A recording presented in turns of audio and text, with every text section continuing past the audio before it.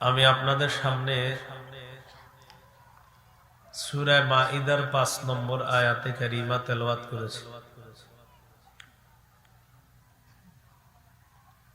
এই আয়াতে আল্লাহ তাআলা বলেন, ওয়া মান ইয়াকফুর বিল ঈমানি ফাকাদ হাবিতা আমালুহু।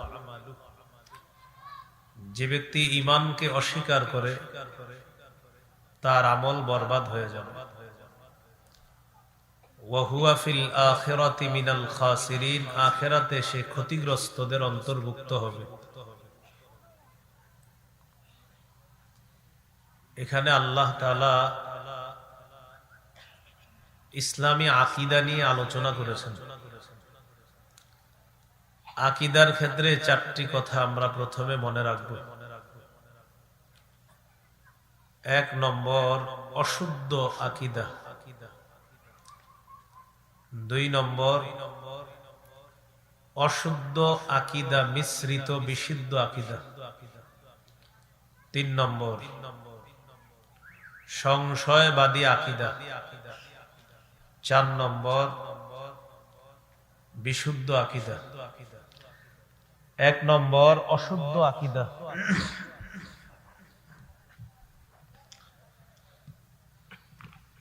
অশুদ্ধ আকীদা, এটার পরিণাম হলো জাহান্নাম।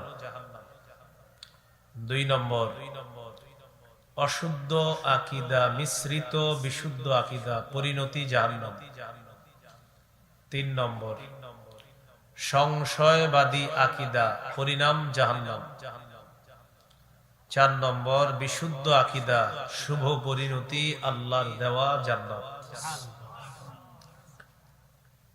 কয় প্রকার আকীদার কথা জানলাম? 4 প্রকার। 1 নম্বর অশুদ্ধ আকীদা, ঈমান নাই কিন্তু ভালো কাজ করে। অনেক মানুষ আছে যাদের ঈমান নাই, ভালো কাজ করে। ঈমান যাদের নাই তারা যে ভালো কাজগুলা করে, এই কাজগুলার কি হবে? অনেক বেঈমান বড় বড় জায়গায় দান করে। 4টা-5টা হসপিটাল আছে, বৃদ্ধাশ্রম আছে, বিভিন্ন জায়গায় তারা অনুদান দেয়। আমাদের মুসলিম ছেলে মেয়েরা তাদের ভক্ত হয়ে থাকে, ফেসবুকে আবার তাদেরকে নিয়ে গর্ব করে লেখালেখি করে, অমুককে আমার এই কারণে ভালো লাগে, সে দান করে। এই সে কিন্তু ঈমান নেই। ঈমান ছাড়া ভালো কাজের হবেটা কি?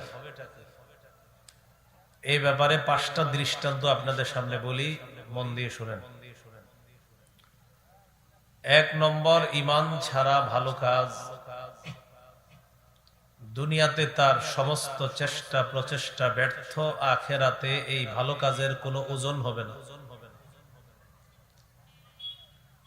সূরা কাহফের 103 থেকে 105 নম্বর আয়াতে আল্লাহ বলেন, কুল হাল নুনাব্বিউকুম বিল আখসারিনা আ'মালা। নবী আপনি বলেন, আমি কি তোমাদেরকে আমলে অধিক ক্ষতিগ্রস্ত যারা তাদের ব্যাপারে বলবো? আল্লাযীনা যাল্লা সা'য়ুহুম ফিল হায়াতিদ দুনিয়া, যাদের পার্থিব জীবনের সমস্ত চেষ্টা প্রচেষ্টা ব্যর্থ।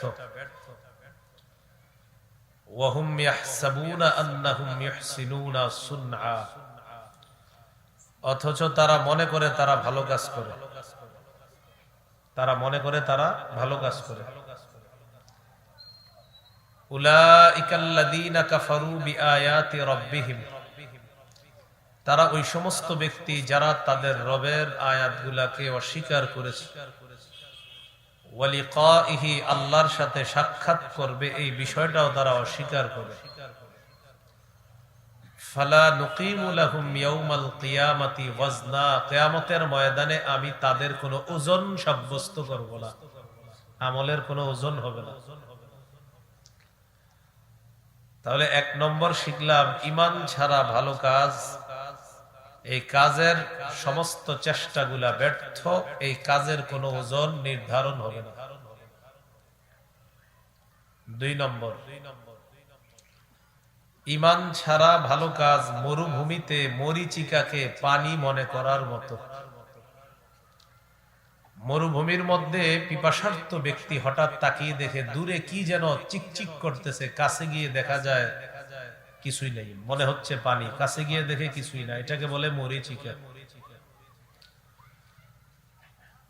তাহলে শিরোনামগুলা মনে রাখা উচিত। 2 নাম্বার, ঈমান ছাড়া ভালো কাজ মরুভূমিতে মরিচিকাকে পানি মনে করার মতো। জবাব দেন তো, মরিচিকাকে পানি মনে করলে কি আসলে এটা পানি না কিছুই না? ঈমান ছাড়া ভালো কাজ কিছুই না। সূরা নূরের 39 নম্বর আয়াতে আল্লাহ বলেন, والذين كفروا أعمالهم كسراب بقيعة يحسبه الظمآن ماء حتى إذا جاءه لم يجده شيئا। যারা কাফের, আল্লাহকে বিশ্বাস করে না, যাদের ঈমান নাই, তাদের কর্মের দৃষ্টান্ত হলো কাসারাবিন, মরিচিকার মতো, বিকিয়া, মরুভূমির মধ্যে, ইয়াহসাবুহু যামআনু মা, পিপাসার্ত ব্যক্তি যেই মরিচিকাকে মনে করে পানি, হাত্তা ইযা জাআহু লাম ইয়াজিদহু শাইআ, পিপাসার্ত ব্যক্তি পানি মনে করে যখন মরিচিকার কাছে যায়, যাওয়ার পর দেখে আসলে এটা কিছুই না, লাম ইয়াজিদহু শাইআ, সে ওই মরিচিকাটা কিছুই পায় না, আসলে কিছুই না, এটা হুদাই। তাহলে 2 নাম্বার কি শিখলাম? ঈমান ছাড়া ভালো কাজ মরুভূমিতে মরিচিকাকে পানি মনে করার মতো। মরিচিকা যেমন পানি না, ঈমান ছাড়া ভালো কাজ আসলে কাজই না, কারণ ঈমান নেই। 3 নাম্বার, মেঘ। বলেন তো কি? মেঘের অন্ধকার। মেঘের অন্ধকারের নিচে একটা ঢেউ, ঢেউয়ের নিচে আরেকটা ঢেউ, এটার নিচে গভীর সমুদ্র। অন্ধকার কি কম না অনেক বেশি? 3 নাম্বার, ঈমান ছাড়া ভালো কাজ গভীর সমুদ্রে, ঘনীভূত অন্ধকারের মধ্যে নিজের হাত দেখতে চাওয়ার মতো। ঈমান ছাড়া ভালো কাজ গভীর সমুদ্রে, ঘন অন্ধকারের মধ্যে নিজের হাত দেখতে চাওয়ার মতো। ঘন অন্ধকার, অন্ধকারের উপর অন্ধকার, অন্ধকারের উপর অন্ধকার, এখানে এক ব্যক্তি হাত বাইর করছে দেখার জন্য। আল্লাহ বলে কিছুই দেখবে না। ঠিক ঈমান ছাড়া ভালো কাজ মনে হবে করে ফেলেছি অনেক কিছু, কিছুই দেখবে না। সূরা নূরের 40 নম্বর আয়াতে আল্লাহ বলেন, আও কাযুলুমাতিন ফি বাহরিল লুজ্জি ইয়াগশাহু মাওজুম মিন ফাওকিহি মাওজ মিন ফাওকিহি সাহাব যুলুমাতুম বা'দুহা ফাওকা বা'দ। যারা ঈমান ছাড়া ভালো কাজ করে তাদের কাজের দৃষ্টান্ত হলো এমন ঘন অন্ধকারের মতো, যেই ঘন অন্ধকার গভীর সমুদ্রের মধ্যে। কেমন সমুদ্র? ইয়াগশাহু মাওজুন, যাকে ঢেউ আচ্ছন্ন করে রেখেছে। মিন ফাওকিহি মাওজুন, ঢেউয়ের উপর আবার ঢেউ। মিন ফাওকিহি সাহাব, ওই ঢেউয়ের উপর মেঘ। তাহলে সমুদ্রের অন্ধকার, ঢেউয়ের অন্ধকার, ওইটার উপরে আরেক ঢেউ, সেটার অন্ধকার, সেটার উপরে আবার মেঘ, মেঘের অন্ধকার। আল্লাহ তাআলা বলেন, যুলুমাতুম বা'দুহা ফাওকা বা'দ, অনেকগুলা অন্ধকার, একটার উপরে আরেকটা, আরেকটার উপর আরেকটা। ইযা আখরাজা ইয়াদাহু লাম ইয়াকাদ ইয়ারাহা, যখন কোন ব্যক্তি তার হাত বের করে দেখার জন্য সে তার হাতটাকে দেখতে পায় না। যেমনি ভাবে কঠিন ঘন অন্ধকারের মধ্যে, অন্ধকার আর অন্ধকারের মধ্যে এক ব্যক্তি তার হাত দেখতে পায় না, ঈমান ছাড়া ভালো কাজ মনে করবে অনেক কিছু, আসলে কিছুই দেখতে পাবে না। 4 নাম্বার, এটা একটু আমার সাথে বলেন তাহলে মনে থাকবে। বলেন, ঈমান ছাড়া ভালো কাজ প্রচন্ড ঝড়ের দিনে, প্রবল বাতাসে, ছাই রাখার মতো। প্রচন্ড ঝড়ের দিনে প্রবল বাতাসে ছাই রাখছেন, ছাইয়ের পাহাড় এই মাঠে আইনা জমা করছেন। কেন? আমগো ছাইগুলা যেন জমা থাকে, এগুলা যেন সমস্যা না হয়। আবহাওয়া অফিস থেকে বলছে আগামীকাল ঝড় হইতে পারে, এই টেনশনে এলাকার সব ছাই এই মাঠে আইনা রাখছে। প্রচন্ড ঝড় আবার প্রবল বাতাস, ছাই থাকবে না ভাগবে? ঈমান ছাড়া কেউ যদি ভালো কাজের পাহাড় জমা করে, যেমনি ভাবে প্রচন্ড ঝড়ের দিনে প্রবল বাতাসে ছাইয়ের পাহাড়, এটা কোনো মূল্য নাই। ঈমান ছাড়া ভালো কাজের পাহাড়ও যদি করে, এটার কোনো মূল্য নাই। কি নাই?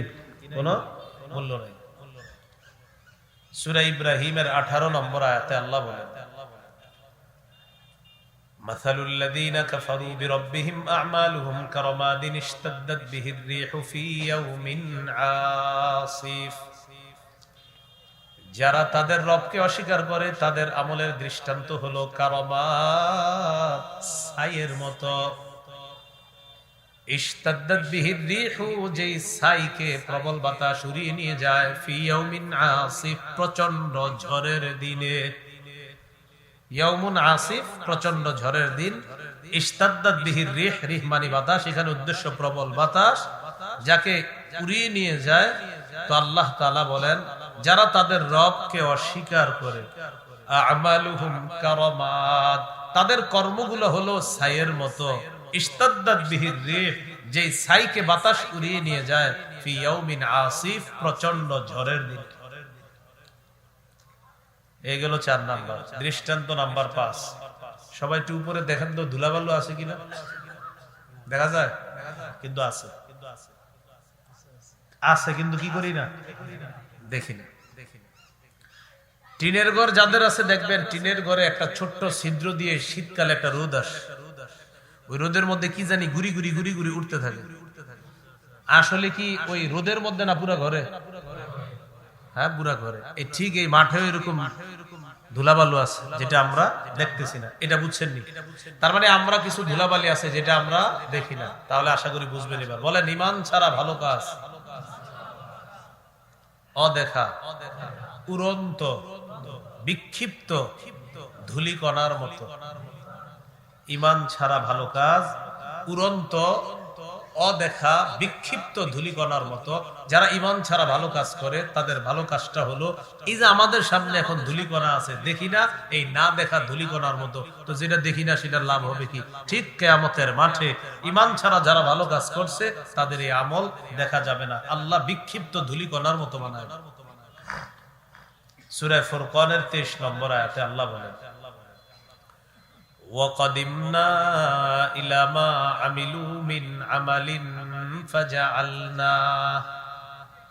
فَجَعَلْنَاهُ هَبَاءً مَنْثُورًا।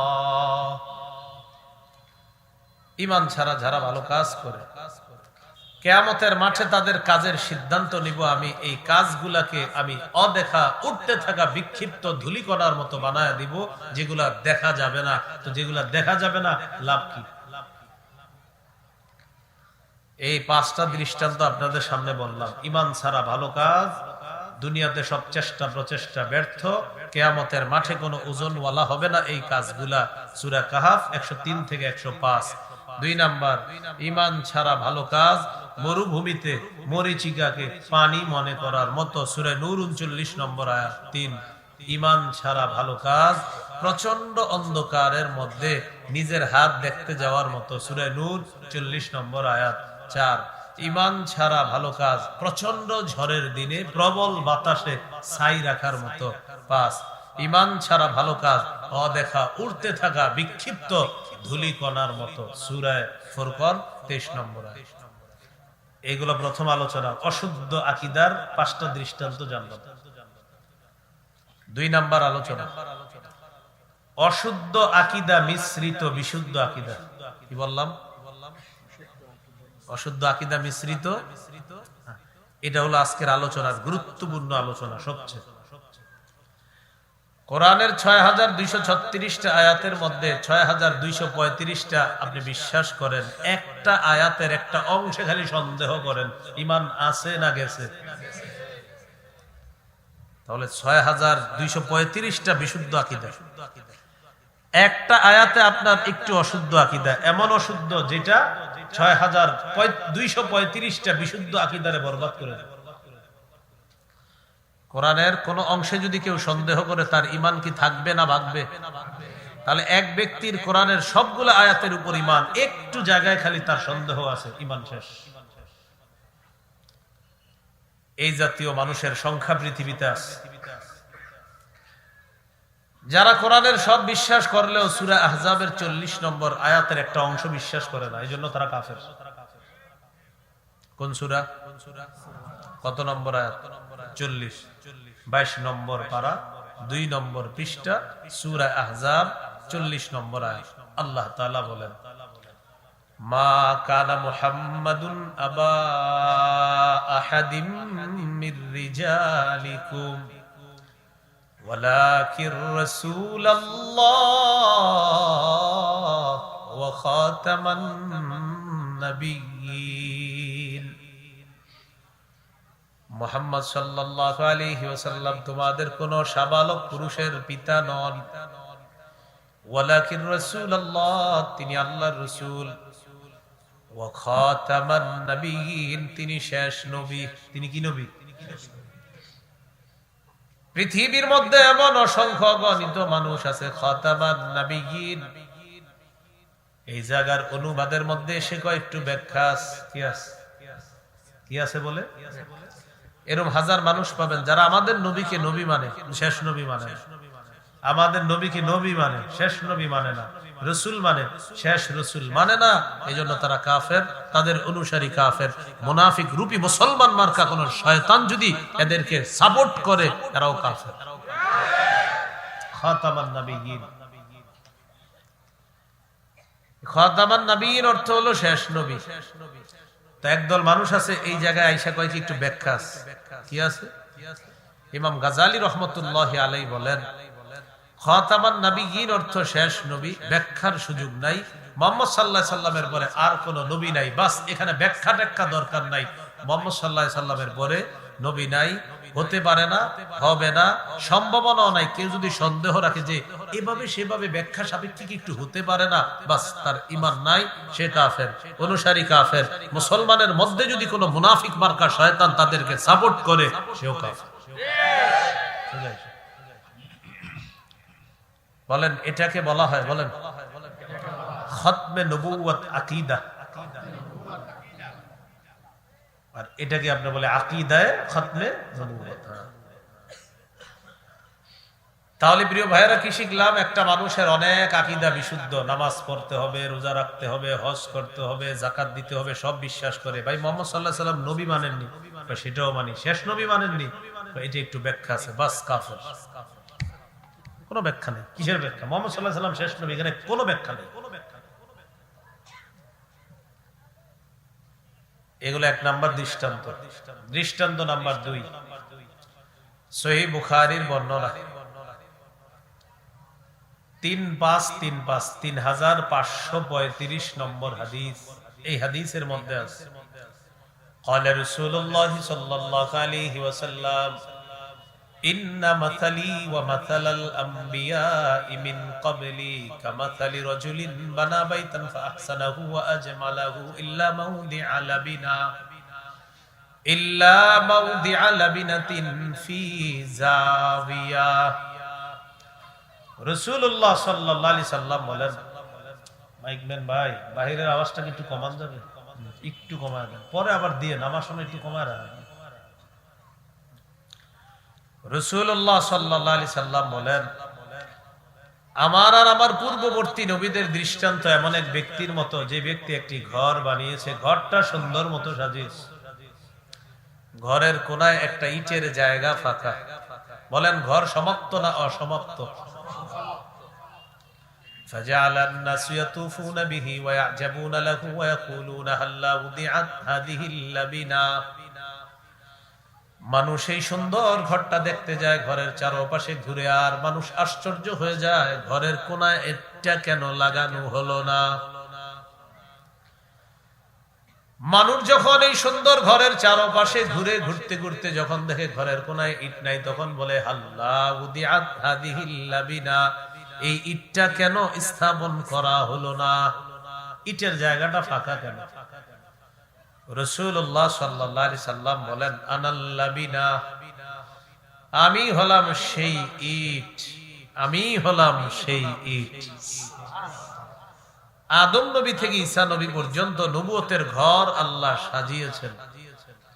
একজন নবী আসা বাকি ছিল, আল্লাহ আমাকে পাঠিয়ে সেই নবুয়তের জায়গাটা পূরণ করার মাধ্যমে ওই ঘরের সৌন্দর্যের সমাপ্ত আল্লাহ আমার মাধ্যমে করে দিয়েছেন। আনা খাতামুন নাবিয়্যিন লা নাবিয়্যা বা'দি, আমি শেষ নবী, আমার পরে আর কোন নবী হবে না। দৃষ্টান্ত নাম্বার 3, সহিহ মুসলিমের বর্ণনা 523 নম্বর হাদিস। এই হাদিসের মধ্যে আছে قال رسول الله صلى الله عليه وسلم فضلت على الانبياء ب60। রাসূলুল্লাহ সাল্লাল্লাহু আলাইহি সাল্লাম বলেন, আমাকে অন্যান্য নবীর উপর শ্রেষ্ঠত্ব দান করা হয়েছে, এর মধ্যে স্পেশাল 6টা এমন বৈশিষ্ট্য আমাকে দেওয়া হয়েছে যা অতীতের কোন নবীকে দেওয়া হয়নি। আমাদের নবীর স্পেশাল কয়টা বৈশিষ্ট্য আছে? 1 নম্বর, উতিতু জাওয়ামিআল কালিম, কম শব্দে ব্যাপক অর্থবোধক বাক্য বলার যোগ্যতা আল্লাহর পক্ষ থেকে আমাকে দেওয়া হয়েছে। আমাদের নবীজি সাল্লাল্লাহু আলাইহি সাল্লাম কথা বলবেন কম, অর্থ হবে ব্যাপক। রাসূল সাল্লাল্লাহু আলাইহি সাল্লাম বলেন, আমাকে ব্যাপক অর্থবোধক সম্পন্ন, কম শব্দে ব্যাপক অর্থবোধক সম্পন্ন বাক্য বলার যোগ্যতা দেওয়া হয়েছে। 2 নম্বর, ওয়ানুসিরতু বিররুবি, আমাকে প্রভাব দ্বারা সাহায্য করা হয়েছে। বেঈমানদের অন্তরে আমার ব্যাপারে আল্লাহ ভীতি সঞ্চার করে দেয়, ভীতি সৃষ্টি করে দেয়। 3 নম্বর, ওয়াজুইলাত লিয়াল আরদু মাসজিদান ওয়া তাহুরা, সারা পৃথিবীর জমিন আমার জন্য পবিত্রতার মাধ্যম এবং সেজদার স্থান বানিয়ে দেওয়া হয়েছে। আইয়ুমা রাজুলিন মিন উম্মতি আদরাকাতহুস সালাহ ফালইউসাল্লি, আমার কোন উম্মত যদি কোথাও নামাজের সময় হয়ে যায়, নামাজের সময় হওয়ার পর পবিত্রতা অর্জন করে আশেপাশে যদি কোনো ইবাদত খানা না পায়, ওই পবিত্র জমিনে নামাজ আদায় করে নিবে, আল্লাহ তাআলা তার নামাজ কবুল করে নিবেন। এটা অতীতের কাউকে দেওয়া হয়। 4 নম্বর, ওয়া উহিল্লাত লিয়াল গনাইম, যুদ্ধলব্ধ গনিমতের সম্পদ আমার জন্য বৈধ করে দেওয়া হয়েছে। 5 নম্বর, ওয়া উরসিলতু ইলাল খালকি কাফা, আমাকে গোটা জগতের জন্য নবী হিসাবে পাঠানো হয়েছে। 6 নম্বর, ওয়া খুতিমা বিয়ান নাবিয়্যুনা, আমার মাধ্যমে নবুয়তের দরজা বন্ধ করে দেওয়া হয়েছে, নবুয়ত খতম করা হয়েছে আমার মাধ্যমে। আমার পরে নতুন করে আর নবী হবে না, নবী হয় নাই, হতে পারে না, আমি শেষ নবী, আমার পরে আর কোনো নবী না। এই গেল 3 নম্বর দৃষ্টান্ত। দৃষ্টান্ত নাম্বার 4, তিরমিজির বর্ণনা 2272 নম্বর হাদিস। এই হাদিসের মধ্যে আছে قال رسول الله صلى الله عليه وسلم إن الرسالة والنبوة قد انقطعت فلا رسول بعدي ولا نبي। রাসূলুল্লাহ সাল্লাল্লাহু আলাইহি সাল্লাম বলেন, রিসালাত এবং নবুয়ত শেষ হয়ে গেছে। রিসালাত এবং নবুয়ত কদ ইনকাতাত, শেষ, এটার সিলসিলা বন্ধ হয়ে গেছে। ফালা রাসূলা বাদি ওয়ালা নাবিয়্যা, আমার পরে আর কোনো রাসূল নাই, আমার পরে আর কোনো নবী নাই, আমার পরে আর রাসূল হবে না, আমার পরে আর নবী হবে না। ওয়ালাকিনিল মুবাশশিরাত, তবে সুসংবাদ থাকবে। সাহাবীরা বললেন, মাল মুবাশশিরাতু ইয়া রাসূলুল্লাহ, হুজুর সুসংবাদ কি জিনিস? فقال رسول الله صلى الله عليه وسلم رؤيا المسلم, সুসংবাদ হলো মুমিনের স্বপ্ন, মুসলমানের স্বপ্ন হলো সুসংবাদ, মুসলমানের স্বপ্ন এটা সুসংবাদ। হাদিসে আসছে ইযা ইকতারাবাজ জামান লাম তাকাদ রুইয়াল মুমিনি তাকযিবু, কিয়ামত যত নিকটবর্তী হবে মুমিনের স্বপ্ন ততই সত্যে রূপান্তরিত হবে, সত্যে বাস্তবায়িত হবে। মুমিনের স্বপ্ন মিথ্যা হবে না, কিয়ামত যত কাছে হবে মুমিনের স্বপ্ন সত্য হবে। এটা হলো সুসংবাদ। তাহলে নবুয়ত শেষ, নবুয়তের দরজা বন্ধ। মুহাম্মদ সাল্লাল্লাহু আলাইহি সাল্লামের মাধ্যমে রিসালাত, নবুয়ত এটা শেষ হয়ে গিয়েছে। এটার পরে আর কোন নতুন করে নবী হবে না, রাসূল হবে না, স্বপ্ন থাকবে। মুসলমানের স্বপ্ন কিয়ামত যত কাছে আসবে মুসলমানের স্বপ্ন তত সত্য হবে। দৃষ্টান্ত নাম্বার 5, তিরমিজির হাদিস 2219 নম্বর হাদিস। এই হাদিসের মধ্যে আছে قال رسول الله صلى الله عليه وسلم, রাসূলুল্লাহ সাল্লাল্লাহু আলাইহি সাল্লাম বলেন, লা তাকুমুস সাআতু হাত্তা তালহাকা ক্বাবাইলু মিন উম্মতি বিল মুশরিকিনা ওয়া হাত্তা ইয়াবুদুল আওসান। রাসূলুল্লাহ সাল্লাল্লাহু আলাইহি সাল্লাম বলেন, কিয়ামত ততক্ষণ সংগঠিত হবে না যতক্ষণ আমার উম্মতের একদল মুশরিকদের সাথে মিলিত না হবে, আর তারা তাদের সাথে মিলেমিশে ইবাদত করা শুরু করবে। তাদের ধর্মীয় উৎসবে তারা গিয়ে এমন এমন ভাব করবে যেন হেরাও তারা হয়ে গেছে। নবী বলেন এর আগে কিয়ামত হবে না। বর্তমানে আমাদের দেশে ভাবসাব এমন, সম্প্রীতির নামে শিরিকের শুভেচ্ছা জানানোর যেন মিছিল পড়ছে। শিরিকের শুভেচ্ছা জানানোর কি পড়ছে? মিছিল। মরার চিন্তা করেন, মরার চিন্তা। এরপরে রাসূল সাল্লাল্লাহু আলাইহি সাল্লাম বলেন, সায়াকুনু ফি উম্মতি মিন বা'দি সালাসুনা দাজ্জালুনা কাযযাবুন কুল্লুহুম ইয়াজউমু আন্নাহু নাবিয়্যুন। রাসূলুল্লাহ সাল্লাল্লাহু আলাইহি সাল্লাম বলেন, আমার পরে আমার উম্মতের মধ্যে 30 জন মিথ্যাবাদী দাজ্জালের আবির্ভাব ঘটবে। কয়জন? 30 জন মিথ্যাবাদী দাজ্জাল।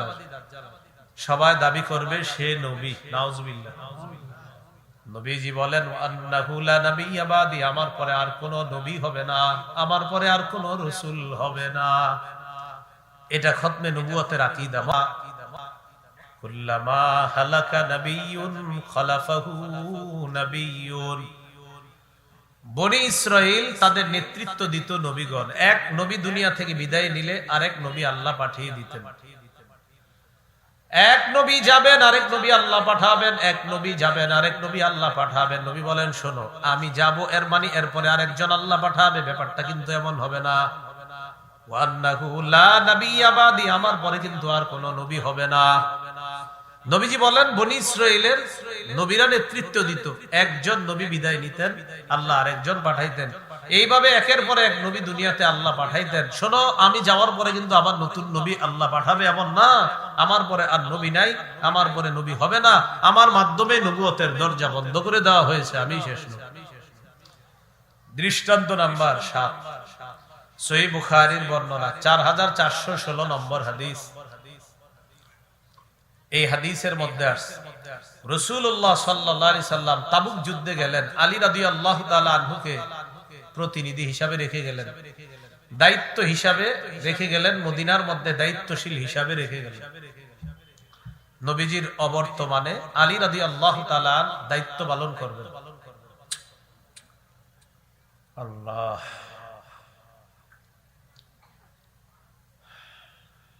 তো যাই হোক, আলী রাদিয়াল্লাহু তাআলা আনহুকে যখন রাখলেন,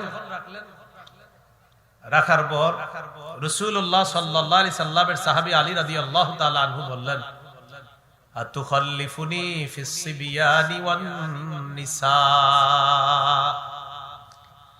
আপনি কি আমাকে নারীদের কাছে আর শিশুদের কাছে রেখে যাচ্ছেন? নবীজিকে হযরত আলী রাদিয়াল্লাহু তাআলা আনহু এই কথা বললেন, আপনি আমারে শিশু আর নারীদের দায়িত্ব দিয়ে যাচ্ছেন। তখন রাসূলুল্লাহ সাল্লাল্লাহু আলাইহি সাল্লাম বললেন, আলা তারদা আন তাকুনা বিমানজিলাতি হারুনা মিন মূসা। আলী, তুমি কি এতে সন্তুষ্ট না? মূসা নবী যেমন হারুন নবীকে রেখে তাওরাত কিতাব আনার জন্য গিয়েছিলেন, মুসা নবী হারুন নবীকে তার স্থলাভিষিক্ত বানিয়ে গিয়েছিলেন। তুমি কি চাও না আমি নবী মুহাম্মদ সাল্লাল্লাহু আলাইহি ওয়াসাল্লামের স্থলাভিষিক্ত হয়ে তুমিও হারুন নবীর মতো হতে চাও না? আলী, তুমি কি এতে সন্তুষ্ট না যে তুমি হারুন নবীর মতো হবা? যেমন মুসা নবী হারুন নবীকে রেখে গেছে, স্থলাভিষিক্ত হিসাবে আমিও তোমাকে রেখে গেলাম। এখন একটু বুঝেন তো এই হাদিসটা কি বলছে? তুমি হারুন নবীর মতো হতে চাও না?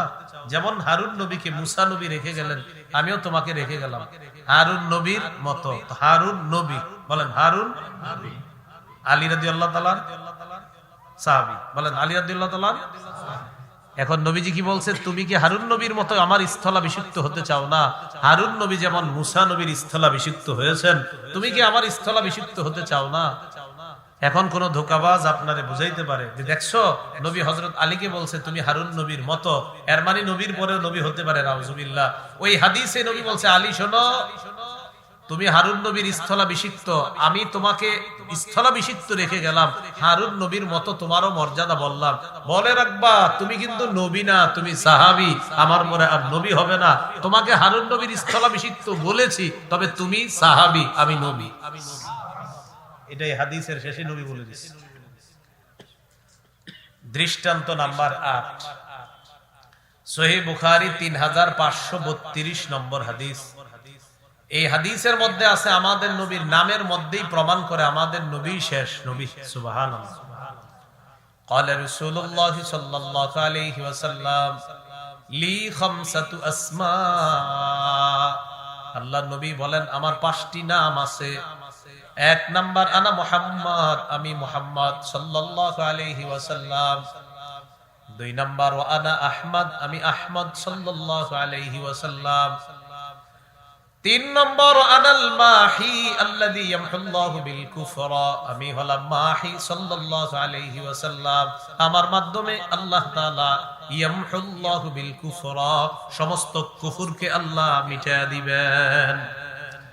4 নম্বর আনাল হাশিরুল্লাযী ইহশারুন নাসু আলা কদামাইয়া, আমার নাম হলো হাশির সাল্লাল্লাহু আলাইহি ওয়াসাল্লাম, যার চারপাশে মানুষকে কিয়ামতের ময়দানে সমবেত করা হবে। 5 নাম্বার আনাল আকিব, আমার নাম হলো আকিব। আকিব মানে হলো আমি হলাম সর্বশেষ আগমনকারী নবী মুহাম্মদ সাল্লাল্লাহু আলাইহি ওয়াসাল্লাম। আনাল আকিব, আমি সর্বশেষ আগমনকারী নবী। তাহলে মুহাম্মদ সাল্লাল্লাহু আলাইহি সাল্লাম সর্বশেষ আগমনকারী নবী। তাহলে 2 নাম্বার আকীদা শিখলাম। অশুদ্ধ আকীদা মিশ্রিত বিশুদ্ধ আকীদা। অনেক মানুষ নামাজ বিশ্বাস করে, রোজা বিশ্বাস করে, হজ বিশ্বাস করে, যাকাত বিশ্বাস করে, সব বিশ্বাস করে। আমাদের নবী যে আল্লাহর নবী এটাও বিশ্বাস করে, তিনি আল্লাহর রাসূল এটাও বিশ্বাস করে, শেষ নবী এটা বিশ্বাস করে না। এখন বলে এটা ব্যাখ্যা সাপেক্ষে। বাস এরকম আকীদা যার থাকবে সে কাফের, অনুসারীরা কাফের। আর এই জাতীয় লোক যারা আছে আমাদের দাবি থাকবে তাদেরকে যেন রাষ্ট্রীয়ভাবে আমাদের এদেশেও কাফের দেশ, এটা দাবি থাকে। এইগুলো আজকের দ্বিতীয় আলোচনা। 3 নাম্বার আলোচনা সংশয়বাদী আকীদা। বলেন কি আকীদা? সংশয়বাদী আকীদা বলা হয় 50-50 চান্স। কি চান্স বলেন তো ভাই? আপনি কি আখিরাত বিশ্বাস করেন? হতেও পারে, নাও হতে পারে। তখন কিছু ইংলিশ কয়ে, ইংরেজি কয়ে বুঝায়, উনি অনেক ইংরেজি পারে। তো টক শোর মধ্যে যায় বা কোথাও যায়, যাওয়ার পরে জিজ্ঞাসা করা হয় আপনি কি আখিরাত বিশ্বাস করেন, পরকাল বিশ্বাস করেন? তখন এটা ভাব ধরে, হতেও পারে নাও, মানে উনি বুঝায়, উনি অনেক শিক্ষিত এরকম, যে এটা হতেও পারে নাও হতে পারে, মানে এটা ইংরেজি বলে আর কি। আর বইলা বুঝায় যে উনি অনেক ইংরেজি পারে, আর ভাবসাব এরকম যে মোল্লা মৌলবীরা কি বুঝবে, মানে বুঝে যে আর কেউ মনে পারে না। এই জাতীয় বুঝ আপনারা সাধারণত কিন্তু বুঝেন না। টুপি দাড়িওয়ালা নিয়ে যারা চলে, আপনি বুঝেন যে ওনারা কিছু বলে না, দেখে কিছু পারে না, এরকম কিন্তু মাথায় রাখেন না। বরং এরকমও হতে পারে আপনাদের চেয়ে অনেক ভালোও পারে। এটা সত্যি বলছি আমি।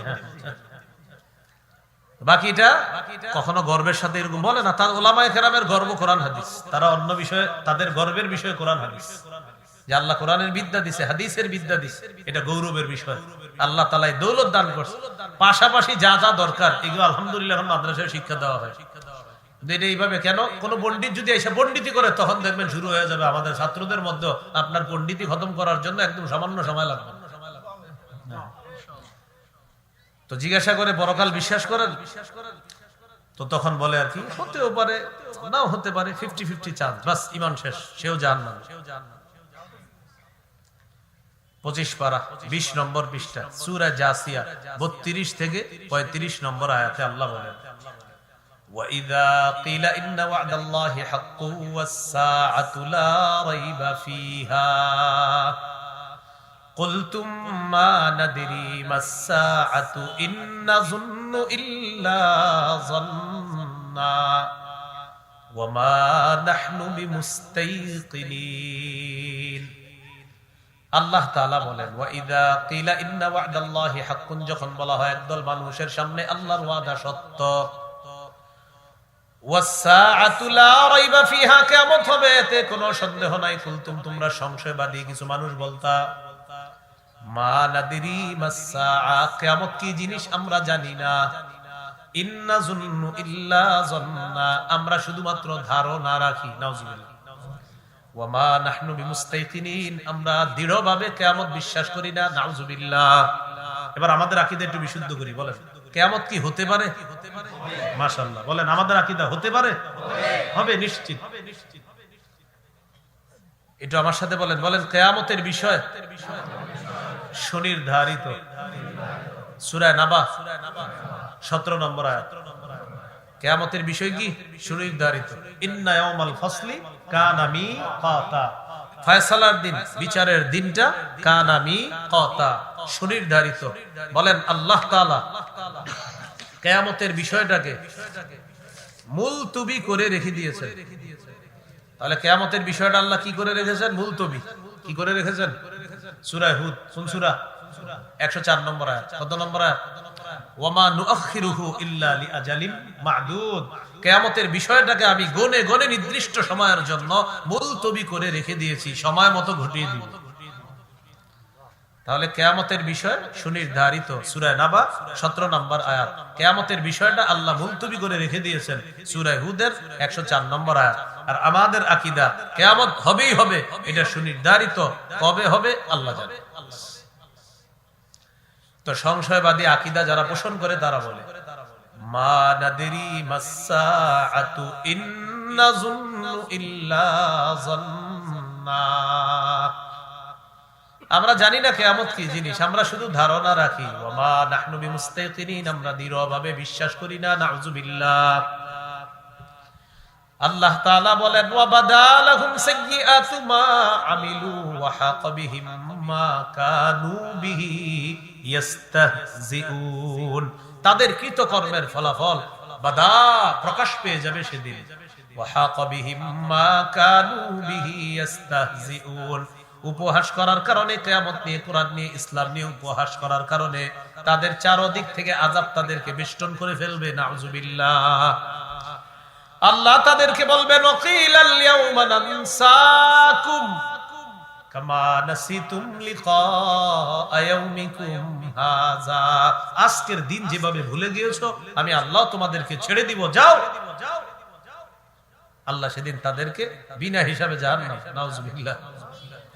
ওয়া মাওয়াকুমুন নার, তোমাদের ঠিকানা হলো জাহান্নাম। ওয়া মা লাকুম মিন নাসিরিন, তোমাদের কোনো সাহায্যকারী নাই। আল্লাহ তাআলা বলেন, জানো নি এটা কেন? যালিকুম বিআন্নাকুম ইত্তাখাযতুম আয়াতিল্লাহি হুজুয়া, তোমরা আল্লাহর আয়াতগুলোকে উপহাসের পাত্র হিসেবে গ্রহণ করেছিলা। ওয়া গাররাতকুমুল হায়াতুদ দুনিয়া, পার্থিব জীবন তোমাদেরকে ধোঁকায় ফেলে দিয়েছে।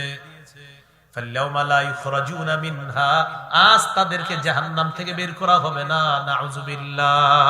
তাহলে সংশয়বাদী আকীদা হতেও পারে, নাও হতে পারে, এই আকীদা রাখবেন না। কোরআন সত্য, সম্ভাবনা, কোরআন সত্য, কি এটা কি সন্দেহ? আচ্ছা, পরকাল সত্য, সন্দেহ আছে? জান্নাত সত্য, জাহান্নাম সত্য, ফেরেশতা দেখি না, বিশ্বাস করি। আল্লাহ দেখি না, বিশ্বাস করি। পুলসিরাত দেখি না, বিশ্বাস করি। সন্দেহ আছে কারো? কোনো সন্দেহ যদি থাকে, হতেও নাও হতে পারে, বাস সংশয়বাদী আকীদা, ঠিকানা জাহান্নাম। তাহলে 1 নাম্বার অশুদ্ধ আকীদা, ঠিকানা জাহান্নাম। 2 নাম্বার অশুদ্ধ আকীদা মিশ্রিত বিশুদ্ধ আকীদা, ঠিকানা জাহান্নাম। 3 নাম্বার সংশয়বাদী আকীদা, ঠিকানা জাহান্নাম। আল্লাহ হেফাজত করেন। এই 3 আকীদা থেকে আল্লাহ আমাদেরকে হেফাজত করেন। 4 নাম্বার আমাদের আকীদা কি হবে বলেন? বিশুদ্ধ আকীদা। বিশুদ্ধ আকীদা যদি শিরিক ছাড়া হয়, শিরিকের সংমিশ্রণ নাই, বাস ইনশাআল্লাহ মৃত্যুর পর একদিন আল্লাহ আপনাকে জান্নাত দান করবেন। একদিন আল্লাহ আপনাকে জান্নাত দান করবেন। সহিহ বুখারীর বর্ণনা, আতর দিয়ে রাখছে,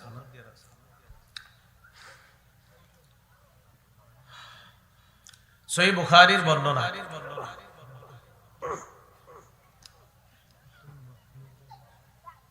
6443 নম্বর হাদিস, 1237 নম্বর হাদিস, কিতাবুর রিকাকের সর্বশেষ হাদিস। এই হাদিসের মধ্যে আসছে রাসূল সাল্লাল্লাহু আলাইহি সাল্লামের সাহাবী আবু যর গিফারি রাদিয়াল্লাহু তাআলা একদিন রাতের বেলা রাসূলুল্লাহ সাল্লাল্লাহু আলাইহি ওয়াসাল্লাম বের হলেন। রাতের বেলা রাসূল সাল্লাল্লাহু আলাইহি সাল্লাম বের হলেন। সাহাবী আবু যর গিফারি রাদিয়াল্লাহু তাআলা তিনিও বের হলেন। তো সাহাবী আবু যর গিফারি রাদিয়াল্লাহু তাআলা আনহু দেখেন রাসূল সাল্লাল্লাহু আলাইহি সাল্লাম হাঁটতেছে, তিনিও হাঁটতেছেন। তিনি চিন্তা করলেন নবী মনে হয় একা হাঁটাটা পছন্দ করতেছে, থাক নবী একা হাঁটুক, আমি দূরে হাঁটি। ফালতাফাতা ইলাইয়া, রাসূল সাল্লাল্লাহু আলাইহি সাল্লাম আমার দিকে তাকাইলেন, তাকায় আমাকে বললেন মান কে? আমি বললাম আবু যর। রাসূলুল্লাহ সাল্লাল্লাহু আলাইহি সাল্লাম বললেন আবু যর তাআল, এদিকে আসো। আমি নবীর কাছে গেলাম, যাওয়ার পর রাসূল সাল্লাল্লাহু আলাইহি সাল্লাম আমাকে নিয়ে সামনের দিকে চললেন, বললেন ইন্নাল মুকসিরিনা হুমুল মুকিল্লুনা ইয়াউমাল কিয়ামাহ, যারা বেশি সম্পদওয়ালা কিয়ামতের ময়দানে তাদের সওয়াব হবে একদম কম। নাউজুবিল্লাহ পড়েন। ইল্লা মান আ'তাহুল্লাহু খায়রা, তবে আল্লাহ যাকে সম্পদ দান করেছেন, দান করার পর নাফাখা আন ইয়ামিনিহি ওয়া আন ইয়াসারি ওয়া বাইনা ইয়াদাইহি, কোন ব্যক্তিকে সম্পদ দেওয়ার পর ওই ব্যক্তি যদি ডানে বামে সামনে পিছনে খরচ করে, আত্মীয়দের হক আদায় করে, মিসকিনের হক আদায় করে, এতিমের হক আদায় করে, এই মানুষটা দুনিয়াতে যেমন প্রচুর সম্পদের মালিক, কিয়ামতের ময়দানে আল্লাহ তাআলা তাকে প্রচুর সওয়াবের মালিক বানায়া দিবেন। যাকে আল্লাহ সম্পদ দিয়েছে খাত মতো খরচ করে, তাকে আল্লাহ কিয়ামতের মাঠে প্রচুর সওয়াবের মালিক বানাবেন যদি সঠিকভাবে ব্যয় করে। বলতে বলতে এক জায়গায় গেছে, যাওয়ার পর বললেন আবু যর তুমি এখানে বসো। নবীজি তাকে রেখে গিয়ে বললেন লা তাবরাহ মাকানাকা হাত্তা আরজিআ ইলাইকা, আমি না আসা পর্যন্ত এখান থেকে তুমি নড়বা না। আবু যর গিফারি রাদিয়াল্লাহু তাআলা আনহু বলেন রাসূল সাল্লাল্লাহু আলাইহি সাল্লাম সামনের দিকে যাইতে লাগলেন, যাইতে যাইতে আমার থেকে নবীজি আড়াল হয়ে গেলেন, আমি আর নবীজিকে দেখি না। নবীজি আমাকে বলে দিয়েছেন তুমি এখান থেকে নড়বা না, আমার যা হবার হবে। হঠাৎ একটা বিকট আওয়াজ শুনলাম, আমি ভয় পেয়ে গেলাম, আল্লাহ রাসূলের কোনো বিপদ হলো না তো। সাথে সাথে আমি নবীর কাছে যাওয়ার ইচ্ছা করলাম, মনে পড়ে গেল আল্লাহ নবী আমাকে বলেছেন আবু যর যা হবার হবে, এখান থেকে নড়বা না। আমি টেনশনে পড়ে আছি, আল্লাহ রাসূল আসে না। 1 নাম্বার নবী আসে না, এক টেনশন। 2 নাম্বার একটা আওয়াজ পাইছি, দ্বিতীয় টেনশন। আমি পথ চেয়ে বসে আছি, আল্লাহ রাসূল আসে না কেন। হঠাৎ দেখি নবীজি আরেকজনের সাথে কথা বলতে বলতে গেলেন একা, কিন্তু আসার সময় কথা বলতে বলতে আমার দিকে আসতেছে। তবে মজার ব্যাপার, যার সাথে কথা বলতেছে তাকে দেখা যায় না, নবী কথা বলে, পাশের জনকে দেখা যায় না। নবীজি আমার কাছে আসলেন, আসার পর আমি বললাম হুজুর আর সহ্য করতে পারতেছি না। কি? আমাকে তাড়াতাড়ি বলেন। আপনি গেলেন, একটা বিকট আওয়াজ শুনলাম, এটা কিসের আওয়াজ শুনলাম এটা আমি বুঝতে পারি নাই। টিস্যু কোম্পানিরা টিস্যু বানায়, নতুন কোনো গ্রাম দেওয়ার লাগে না, এরা তো বানাইছে এইভাবে যে আপনার আর কোনো গ্রাম লাগবে না আলাদা, তারপরে আলাদা গ্রাম দেওয়ার প্রয়োজন নেই। ওরা বানায় এটা ব্যবহার যোগ্য করে, এটার সাথে আলাদা গ্রাম মিশ্রণ করার প্রয়োজন নাই। তারপরে আবার যারা সাইনোসাইটিস উইথ রাইনোসিসের রোগী আছে যারা, এরা তো পুরো মুশকিলে পড়ে যাবে। তো আবু যর গিফারি রাদিয়াল্লাহু তাআলা রাসূল সাল্লাল্লাহু আলাইহি সাল্লামকে বললেন হুজুর আপনি গেলেন, যাওয়ার পর একটা আওয়াজ শুনলাম, কিসের আওয়াজ আমি তো বুঝতে পারলাম না। রাসূলুল্লাহ সাল্লাল্লাহু আলাইহি সাল্লাম বললেন, তুমি আওয়াজ শুনছো? জি হুজুর, এটা জিবরিল আমিন আমার কাছে আসছে, ওই জিবরিল আসার আওয়াজ হয়েছে, এই আওয়াজ তুমি শুনছো। বুঝতে পারলাম। আপনি আসার সময় কথা বললেন কার সাথে? নবীজি সাল্লাল্লাহু আলাইহি সাল্লাম বলেন, ওটাও জিবরিল আমিনের সাথে কথা বলতেছিল। হুজুর আপনি কি বলতেছিলেন? বারবার একই কথা বলতেছিলেন তাকে। ও আচ্ছা, আমি জিবরাইলের কাছ থেকে একটা বিষয় শিওর হয়ে নিছি। সেটা কি? জিবরিল আমাকে সুসংবাদ দিছে, বাশশির উম্মাতাকা আন্নাহু মান মাতা মিন উম্মাতিকা লা ইউশরিকু বিল্লাহি শাইআ দাখালাল জান্নাহ। হাবিব, আপনি আপনার উম্মতকে সুসংবাদ জানায় দেন, আপনার উম্মতের কেউ যদি শিরিক না করে মারা যায়, একদিন সে আল্লাহর জান্নাতে প্রবেশ করবে। আমি জিবরিল আমিনকে বারবার বলতেছিলাম, জিবরিল আমিন আমাকে বারবার বলতেছিল, আমার উম্মতের অনেক মানুষ আছে যারা বিভিন্ন অপরাধের কারণে জাহান্নামের মধ্যে শাস্তি ভোগ করবে, তবে পিওর ঈমান, খাঁটি ঈমান থাকার কারণে একদিন ওই জাহান্নাম থেকে বের হয়ে আল্লাহর জান্নাতের মেহমান হয়ে যাবে। খাঁটি ঈমান লাগবে। বলেন, গম পরিমাণ, জব পরিমাণ, সরিষার দানা পরিমাণ খাঁটি ঈমান যার থাকবে, সে একদিন জান্নাতে যাবেই যাবে ইনশাআল্লাহ। সহিহ বুখারীর বর্ণনা, قال رسول الله صلى الله عليه وسلم يخرج من النار من قال لا إله إلا الله وفي قلبه وزن شعيرة من خير وفي قلبه وزن برة من خير وفي قلبه وزن ذرة من خير أي من إيمان। যার অন্তরে গম পরিমাণ, জব পরিমাণ, সরিষার দানা পরিমাণ ঈমান আছে, সে যদি লা ইলাহা ইল্লাল্লাহর বিশ্বাস নিয়ে মারা যায়, সে জাহান্নামে যদি কোনো অপরাধে সাজা ভোগ করা লাগেও একদিন জাহান্নাম থেকে বের হয়ে জান্নাতে প্রবেশ করবে। কিতাবুর রিকাকের সর্বশেষ হাদিস, রাসূলুল্লাহ সাল্লাল্লাহু আলাইহি ওয়াসাল্লাম বলেন, জান্নাতীদেরকে আল্লাহ জান্নাত দিবে, জাহান্নামীদেরকে যখন জাহান্নাম দিবে, কিছু ঈমানওয়ালা তারা জাহান্নামের মধ্যে আছে, আল্লাহ ফেরেশতাদেরকে বলবেন, আখরিজু মিনান নার মান কানা ফি কলবিহি মিসকালু হাববাতিন মিন খারদালিন মিন ঈমান। ফেরেশতারা জাহান্নামের মধ্যে যাও, আমার যে সমস্ত মুমিন বান্দাদের অন্তরের মধ্যে সরিষার দানা পরিমাণ ঈমান আছে, তাদেরকে জাহান্নাম থেকে বের করে আমার জান্নাতের মেহমান বানায় দাও। ফেরেশতারা জাহান্নামের মধ্যে যাবে, যাওয়ার পর ঈমানদারদেরকে তালাশ করতে থাকবে, ঈমানদারদেরকেও দেখবে, কতিম দুহিশু আদু হুমামা, কদিম তুহিশু, তাদেরকে পুরাইতে পুরাইতে আদু হুমামা, তারা কয়লার মতো কালো হয়ে যাবে। ঈমানদাররাও কয়লার মতো কালো, তো সবাই তো কয়লার মতো কালো, চিনবে কেমনে কোনটা ঈমানদার কোনটা বেঈমান? যারা পুড়ছে, তো সেখানে তো বেঈমানও আছে জাহান্নামে অনেক, তো বেঈমানরাও পুড়বে, ঈমানদাররাও পুড়বে। তো এখন ঈমানদারও কয়লা, বেঈমানও তো কয়লা, চিনবে কিভাবে এটা ঈমানদার? রাসূল সাল্লাল্লাহু আলাইহি সাল্লাম হাদিসে জবাব দিয়ে দিয়েছেন। জবাবটা কি বলবো আমি? এক শর্তে বলবো, শর্ত পূরণ করবেন? ইচ্ছাকৃতভাবে মরার আগে আর এক ওয়াক্ত নামাজ ছাড়বেন না।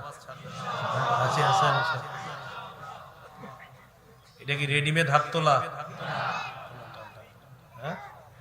এক ওয়াক্ত নামাজ ছাড়বেন না তো? নবীজি বলেন, ইউরাফুনা বিআলামাতি আসারিস সুজুদ, ঈমানদারের সিজদার চিহ্ন দেখে চেনা যাবে এটা ঈমানদার। এখন আপনাদের প্রশ্ন হবে, হুজুর তাহলে কি সিজদার জায়গাটা পূর্বে না? রাসূল সাল্লাল্লাহু আলাইহি সাল্লাম জবাব দিয়েছেন, ইন্নাল্লাহা হাররামা আলান নার আন তাকুলা মিন ইবনি আদামা আসারাস সুজুদ।